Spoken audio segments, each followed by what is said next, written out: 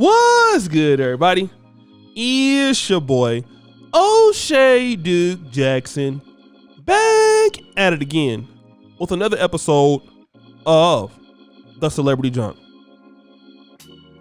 I want to weigh on something a little bit different today because I don't really deal in stuff like celebrity scams. That's more of pocket watching JT's genre or niche. But I want to deal with a young lady by the name of Karin Civil. Now, apparently, Miss Civil is one of the most connected entertainment insiders. We can call her a consultant. And she operates in that particular genre as I will be like a middleman or a person that can get you on or a person that can get you on to people and things like that. Okay? And the thing about it is that when you're connected to the entertainment industry, it's big money. I mean, I'm just a YouTuber. YouTube is big money if you get on, okay? But to be an insider into the entertainment industry, I don't give a where you are in the world. You can even be in Uganda or Nigeria, Kenya. It's big money anywhere because it's such a vast industry. And especially when it comes to people who want to become known as a singer or hip hop artist. It's a possible $1 million or $1 billion career because the avenues are just endless. It's constitutive, right? And so Joyner Lucas, as a very good burgeoning R&B star, he came out with a series of tweets that said that Karin Civil scammed him out of $60,000. And then she did not perform the services that she promised to render him. Okay? Karin, very popular artist, made similar allegations against her 2 years ago.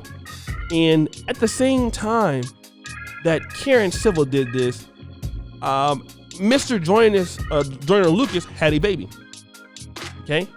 And after, he gave her that money, he was broke and destitute. But the reality is she didn't expect that he would become somebody. And I want you guys to take note of that and how we treat each other as the African American community or the global black community. She didn't feel that he would become somebody. But lo and behold, he became somebody after she conned him. Okay? And he even says this, "Day music!" At this time, I was afraid to speak up for myself because I didn't want to get blackballed. I had no idea how this industry-ish works. So I didn't want you to drag my name into the mud. So out of fear, I stayed silent until Mr. Karin spoke up a few years ago on Twitter. Then I did. He also says, after you got the money paid up front, you stopped answering my calls. Every time I hit you, you answer the phone with attitude like I was messing up your day. Stop the show. That's typical black people stuff sometimes in business. It happens all over the black world. Black America, it happens in Africa. People pay for stuff. And then once you pay for it, you want to act like you got an attitude, but you didn't have that problem once you pay for it. Same thing when you loan somebody money. When they're begging you for the money, then they're nice. Now that you want, more money back, they got an attitude. It happens all over the black world, right? He goes, "I sent you hello message. Please do your job because my back was against the wall. You took advantage." Okay? And then he also shows several receipts, and then Karin Civil blocked him. And we'll show that there. But I want to talk about this in the black world in greater context because here's the fundamental problem that we have all throughout the world. I'm currently in Africa right now. They have the same issue that we have. As black people, when we are doing business with one another, do we love each other to do the right thing?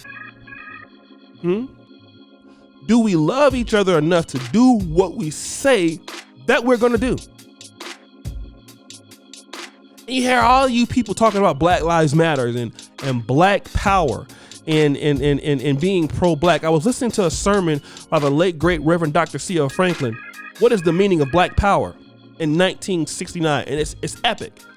The same issues that he was preaching about in 1969 we're having today.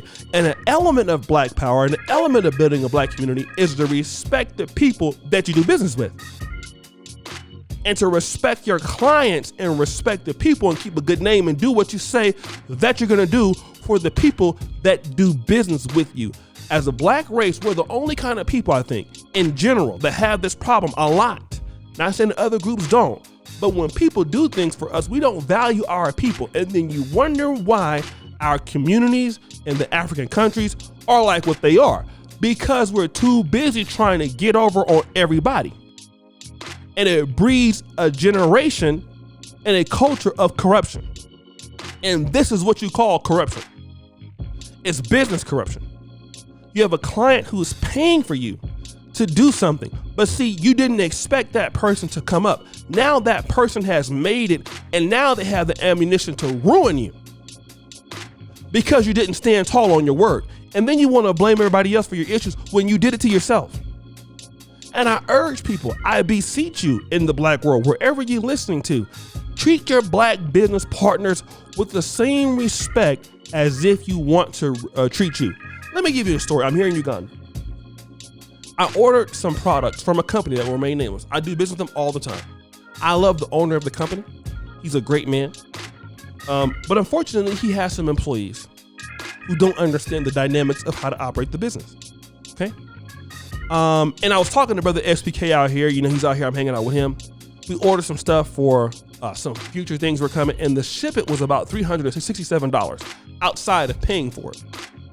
So I asked the guy, I said, okay, bro, at 10 a.m. in the morning, hey, can you verify that you've received our mobile money payment? And unlike PayPal here in Uganda or in parts of the African world, if you're in Kenya, Uganda, Tanzania, Ghana, Nigeria, well, not Nigeria really, but Ghana, Rwanda, you can send money through a text message. It's called mobile money. So I send the guy the equivalent of what is about $367 US. I asked the guy, did you receive the money? The guy blue ticks me. He reads my WhatsApp message and doesn't respond.